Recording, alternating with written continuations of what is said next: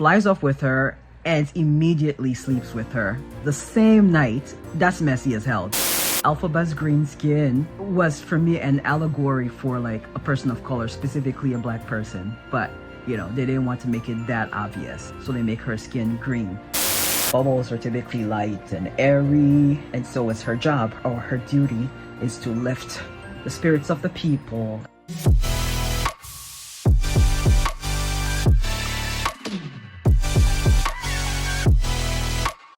Okay, so this was supposed to have gone in my Wicked for Good vlog, but I thought about all of these as soon as I uploaded the video. The video is ready to go already. It's already uploaded into YouTube, so I figured I'll just do an additional video, which I'll title More Musings About Wicked for Good or something like that, because I just thought of these and I had to bring it up. Point number one, Fiyero ending up with Elphaba in the very end. Like I said, it's quite nice that that's the one thing that Elphaba got, because her father practically disowned her or didn't want anything to do with her. Her sister, kind of the same thing. So she gets at least one person who loves her. But when I look too closely at that, I start to read maybe too much into it. Of course, Elphaba's green skin was for me an allegory for like a person of color, specifically a black person. But, you know, they didn't want to make it that obvious, so they make her skin green. And the fact that Elphaba, the green girl, gets to walk away with Prince Fiyero, who is now a scarecrow, the way I read it is basically saying people of color, or black women more specifically, can never have anything nice. You're gonna wind up with quote-unquote damaged goods, because Fiyero, though still handsome, is not the same anymore. He is now a scarecrow, almost like a shell of a person. So that's how I read that, which is really quite sad. And then two, so did Elphaba never get her shoes back? And my question is like, why was Dorothy never able to remove those shoes from her feet? Did it have to do with the spell that Elphaba had cast while Nessa Rose had it on? Again, that was the one thing that was left of her mother. That's probably why she wanted it, because I think she was the rightful owner of those shoes, her being the eldest daughter. But she was skipped and it was given to her little sister, and then Glinda now gives it away to somebody else, which that right there just rubbed me the wrong way, because that wasn't hers to give, as Elphaba told her before they started fighting. So yeah, she ended up not even getting her shoes back for all that. Point number three, I'm just now realizing how truly messy this love triangle is. Like truly messy, because Fiyero agrees to marry Glinda, even though he really wants Elphaba. He agrees to marry Glinda because maybe he thinks he'll never be able to find Elphaba, because she's elusive at this point. He agrees to marry her, and then the marriage or the wedding gets cut short because Elphaba underneath has released the animals who tramples over everything and ruins everything. And then he leaves his bride at the altar, which, listen, she kind of deserves. And then goes and takes off with her best friend. The best friend of your bride-to-be, or whatever you want to call it at this point, flies off with her and immediately sleeps with her the same freaking night. That's messy as hell. I'll play devil's advocate and say that Fiyero leaving with Elphaba at that moment was his only opportunity. Had he not done that and Elphaba left, he likely would have never seen Elphaba again. Also, I have no doubt that he loved Glinda platonically, but with Elphaba, there was fire there. And I cannot tell a lie. I loved that As Long As You're Mine scene.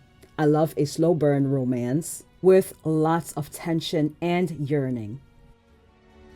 And then somehow they're able to like be friends again and forgive each other. It's just, I don't know if that really works in real life. I like that they were able to reconcile at the end, because no man should ever be the cause of a rift between two best friends. It's just a story. Like I said, very fairy tale like ending. And I had said in that vlog that I'd posted already that like I like the ending. And I think they did that because there's just so much like bad news every day you turn on the TV. So they decided let's just wrap it up nicely in a nice bow and make it a quote unquote happy ending, because if, you know, Elphaba truly dies, it's going to be a tragic ending. So let's make it so that she's still alive and then walks off with the lover for life. And then Glinda still has her palace and everything else, and she makes the animals like part of the community again. I appreciate that, but like I said, I don't feel like it's very realistic, because there's still going to be selfish people out here, greedy people who feel like other people are not deserving of nice things as well. So yeah. And there's one other thing, the fact that the water situation, I feel like Fiyero made that up, because I remember a scene in which he was telling Glinda that, oh, these people believe anything, when the crowd, the munchkins, were talking about, oh, I heard the Wicked Witch does this, I heard she did this, you know, basically gossip.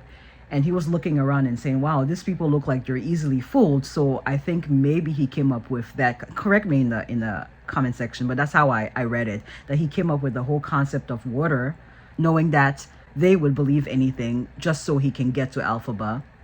And it actually kind of saved her life. So that means she's forever a fugitive. She can never come back to Oz as long as all those people are still alive, because they think she's still wicked and they think she's dead.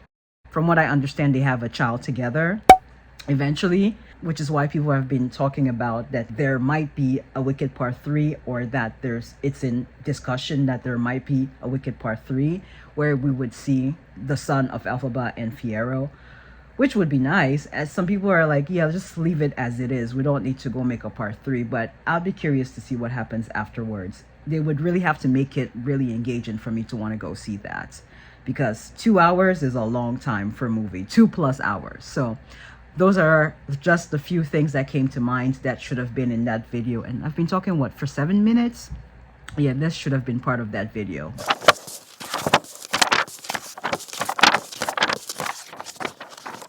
Hello, light. So hopefully you could hear what I said in the last clip, even if my face wasn't clear. Obviously it was okay, otherwise I would have had to re-record it and have a different clip. Anyways, you don't care. What I was gonna add on to that clip was, in the last video, I had said this, and I'm just gonna play the clip because I don't feel like repeating that whole thing. But Wicked was, the way it was advertised, was as a story of friendship. That's what I kept hearing in a lot of interviews. A story of friendship and sisterhood. And so I went to go see the movie through that lens, through friendship lens. But those who had seen the Broadway and are familiar with the books, no different. It's not just about friendship, it's a love story. So, because it was advertised as a friendship, it made some of the scenes a little confusing to me. Like, this scene right here in Popular, it's like, why is she so damn excited to get a new friend? I love the enthusiasm, but it didn't really make sense in my head. And then I saw this deleted scene, which was supposed to be after Elphaba ran off with Fiyero to the woods to protect the cub, and how Glinda wasn't mad that Elphaba ran off with her boyfriend. She just wanted to be the one that Elphaba took with her. And then also I was seeing a lot of comments about that scene from Popular, and even like the ballroom dance, like when Elphaba and Glinda were dancing, somebody called it like a mating call or a mating dance, and I'm like, oh, that makes perfect sense. But my point is, it was so brilliant because it could be read either way. I read it as a friendship, but those who know. So that's what makes this whole thing genius and brilliant. It's both a friendship, could be read that way, or as a love story, which is actually how it was written. Correct me if I'm wrong, but that's what I hear. That's how it was written. I've never read the books, like I said. So yeah, that's what I wanted to say about this before I head off to the shower. It's no wonder that I've heard some gay people saying that the straights are not okay, because those scenes kind of went over my head, because I was thinking, why is she so excited to get a new friend at this age? I could see that being an appropriate reaction, the way she's behaving, you know, if you're like maybe in elementary school, like when you get a new friend, you're so excited. But for them to be, I'm going to assume that they're maybe like 18 or 19 in college, for them to be that age and she's dancing and hopping all around because she has a new friend that she's going to give a makeover to, or whatever she was thinking about in Popular, I was like, she's extra. But now that I understand that, you know, the whole thing is nuanced, you're not just best friends, like there's something else going on there, then it makes that whole scene now make sense. I was just a little late to the party, so to speak, to understand that part. But yeah, I'm still also like in the process of watching all the podcasts that were released, like the Wicked podcast that were released like in the weeks leading up to the movie release, and then after that, and watching like all the interviews. I'm catching up because like I couldn't do that in November. I was like knee deep in my black and white series that I had on here. So I'm catching up on those things, and the more things I learn and discover from watching those videos, I will put in this clip, which is why this is called bonus feature. So yeah, I'll see you in the next clip once I've completed watching all the podcasts. Also in this shot here in Wicked Part 1, where she's singing What Is This Feeling, right before they go into the lunchroom, it looks like there's a halo over her head, which means she's an angel, you know, Glinda the good. And then later in For Good, we see that she's been given a bubble to travel in. Bubbles are typically light and airy, and so is her job, or her duty is to lift the spirits of the people, even though there's a literal war happening in Oz. But also the bubble could also mean something else. You know, girl in a bubble, she's been shielded her whole life, protected, has only child syndrome, doesn't know how to really share until she's confronted with the fact that everything is not about her.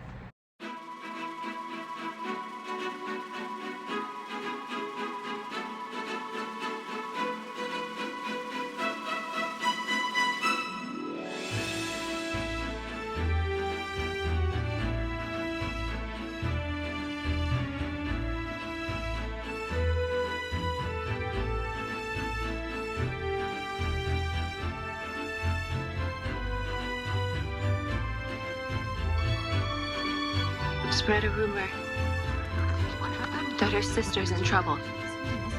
She'll fly to her side and you'll have her. Now, if you'll excuse me, I need to lie down. I have a bit of a headache.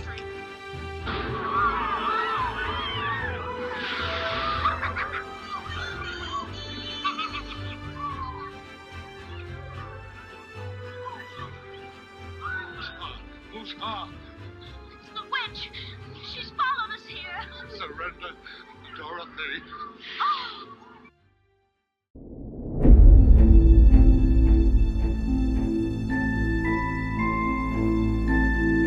So much for Cynthia becoming an EGOT this time around. Maybe next time around, she'll get it. Also, so much for Ariana getting her first Oscar.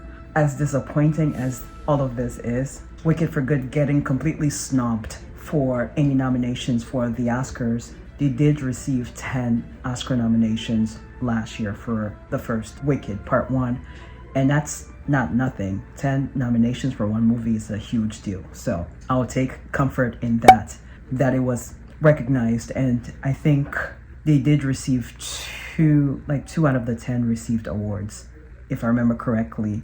I definitely remember costume design getting an award, Paul Tazwell. I forget what other category won. But anyways, I'll take consolation in that. And my guess is I'm going to just assume that because Wicked and Wicked for Good were filmed at the same time, it was supposed to be one big movie, and then John M. Chu had to explain to the studios or to his bosses why it would be more beneficial to split it into two. So that's why I'm guessing they didn't get nominated this time around, because it's essentially the same movie. So why get nominated a second time for the same movie? It's probably the same budget. They filmed it around the same time. So that's my assumption. I heard that you apparently cut some of the second movie to show the studio and whatnot to justify being like, hey, this can't just be one film. We need to have two separate movies. Can you talk to me about that early cut and that experience? Because that's so fascinating to me. Yeah, because we always knew it was one bigger story in a sort of multi-year experience, I needed to know where we were headed. I could not just cut movie one blind. And so we always thought of it as a full through line. And so when we were editing, when we first finished wrapping our actually shoot, because we had shot them literally at the same time, we came home, I told our editorial, we got to do both. I know I only have a certain amount of weeks to show my first cut of movie one, but we got to actually do two movies at once.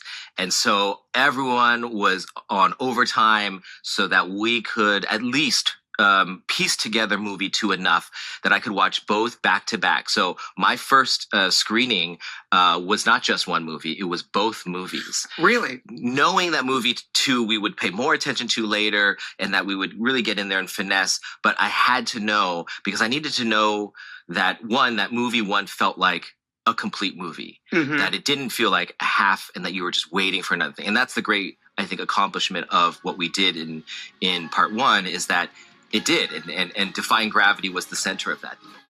Also, I'm in the middle of watching The Wiz because it's free on YouTube, and I am struggling. I think I have like an hour left, and I am struggling. I mean, I obviously like the beginning. Dorothy, Diana Ross, who plays Dorothy, is kind of disconnected from everything that's happening around her. She's going through the motions, but I don't think she really gets what all the brouhaha is about. And then she gets swept to a different land, which really just looks like the hood. And yeah, I'm at the point where they've just arrived Oz and everyone is dressed in green, and then they change into red. I'm gonna finish it though, because there might be some gems in there.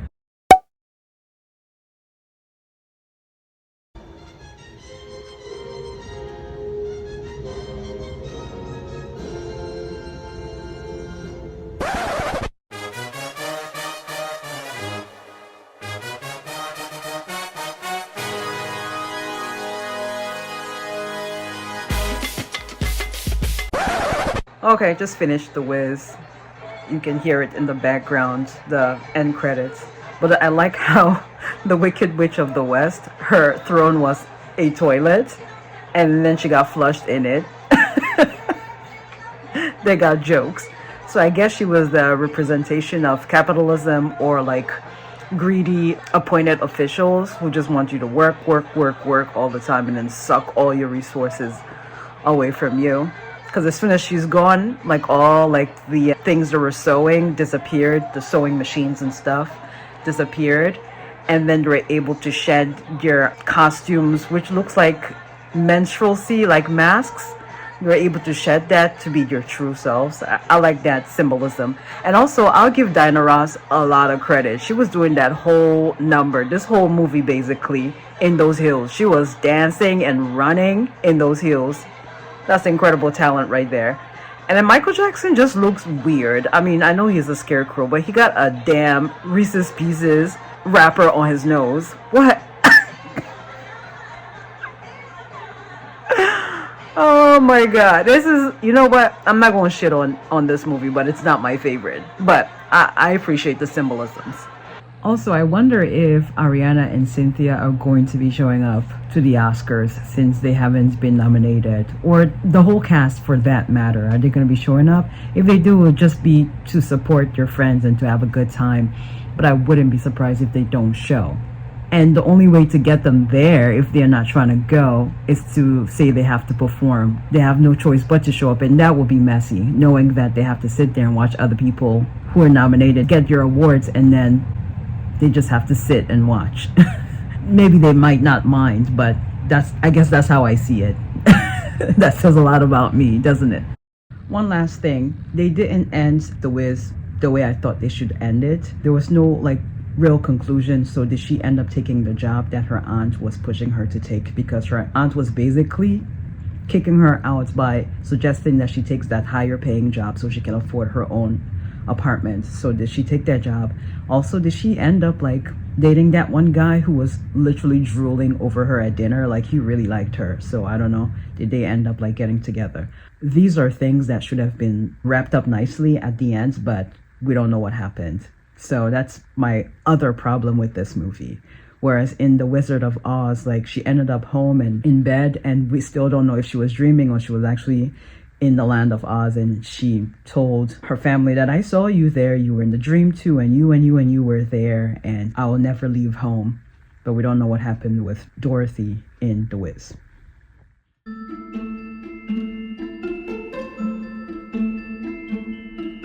When I tell you I'm late to the party, I mean I'm late to the party. I just now realized what the poster with Glinda whispering in Elphaba's ear what that poster actually means. Because I remember in my last vlog, so after I watched the first part 1 and I vlogged it, I was saying, what is Glinda whispering in Elphaba's ear? And it's not even so much about what she's saying to her, but the act itself. Because you typically whisper in someone's ear that you're close with or close to. And so that act itself means that you're close, which means this is a story about friendship. So I just got it. And I think this should conclude this video. It's already running too long. I didn't expect it to be this long. I thought it was going to be maybe like a 10 minutes bonus video. Now it looks like it's running close to 20 minutes, which is fine if you like Wicked. So yeah, I'm gonna wrap this up. If I have other things that I think about, I'll probably make another video. And I'm still debating if I'm gonna post it public on YouTube or just put it on my Patreon.